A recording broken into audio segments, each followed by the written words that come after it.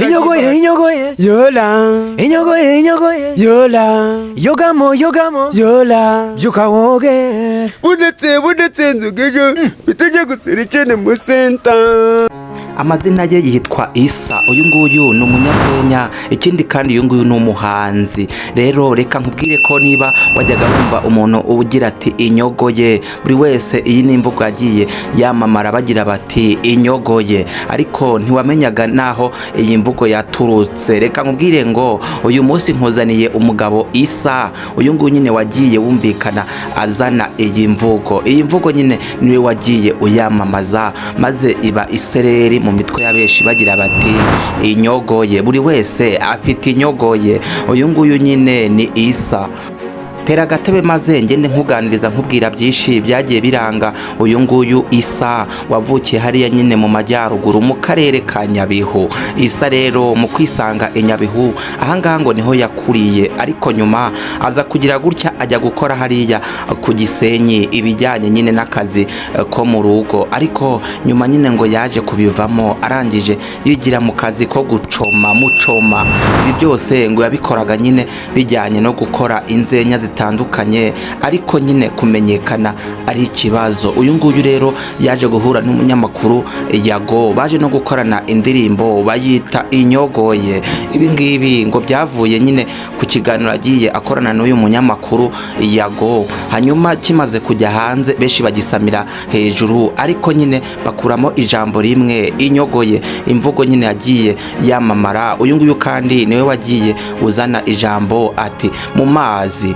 Ni ibiganiro nyine yagendaga akora, hanyuma mu biganiro akoze bamwe abanyarwanda nyine cyangwa se abandi bakurikiranaga ibiganiro bagakuramo akantu kamwe, maze bituma aba icyamamare. Isa rero yaje no kubaka urugo, aho ubu ngubu afite abana 3 n'umugore hariya nyine mu karere ka Nyabihu. Ariko vuba ahangaha nyine uyu nguyu Yago yaje kumutumira yigira hariya mu gihugu cya Uganda, dore ko nyine ari naho yagari nka bosi we, nkuko nyine uyu nguyu inyogoye agenda abivuga amusingiza avuga ko ari we yatumye amenyekana.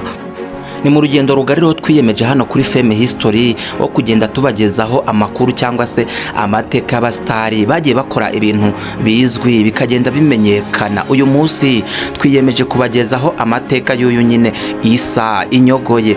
Nago waruzi ko uyu nguyu avuka hariya mu ntara y'amajyaruguru mu karere ka Nyabihu. Ikindi kandi ntabwo waruzi ko uyu nguyu Isa afite umugore ndetse n'abana 3. Ikindi rero utaruzi vuba ngaha uyu nguyu inyogoye nyine yagiye hariya mu gihugu cya Uganda yisangiye umunyamakuru Yago. Uyu nguyu nyine wagiye ukora ukashoboye kugira ngo abashe no kumenyekana. Niba warakunze gukurikira indirimbo z'uyu nguyu Yago akunda gukoreshamo uyu musore nyine inyogoye.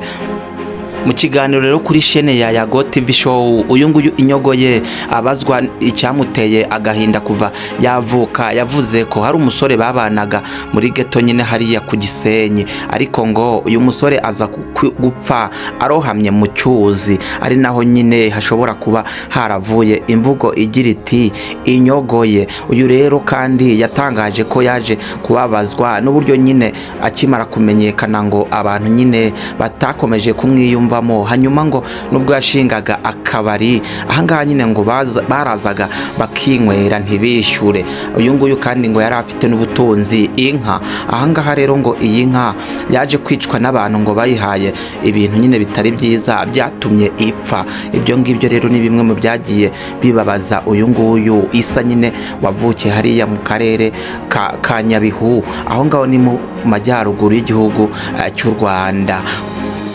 Reka nkubwire ko kandi uyu nguyu nkuko nyine yita Yago ngo ni bosi we cyangwa se daddy. Nibyo, kubera ko uyu nguyu Yago yakoze uko ashoboye kugira ngo Isa nyine amenyekane. Reka dushimire Yago nyine nawe watuzaniye uyu munyarwenya, kubera ko niba ukunda ibiganiro bitandukanye by'uyu nguyu Isa ku ma YouTube channel agiye atandukanye, ntago wabireba ishure ebyiri utaraseka.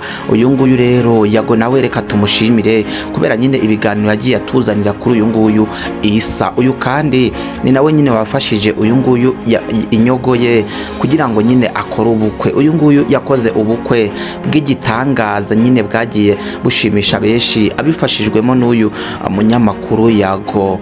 Reka nkubwire ngo twari twazamutse mu majyaruguru y'u Rwanda hariya mu karere ka Nyabihu ahavukiye nyine umunyarwenya akaba n'umuhanzi Issa. Uyu nguyu nyine ukomeje kwamamara ndetse na n'ubu akaba yarabaye icyamamare biturutse ku mvugo ye yise inyogoye cyangwa se mu mazi. Wakoze cyane kubana natwe, webana natwe ukanda subscribe kugira ngo amakuru y'ibyamamare uba wifuza kumenya amavu n'amavuko yabo ujye uyasanga hano. Ngewe ukugezaho ibiganiro nitwa Muhire. Imana ikurinde.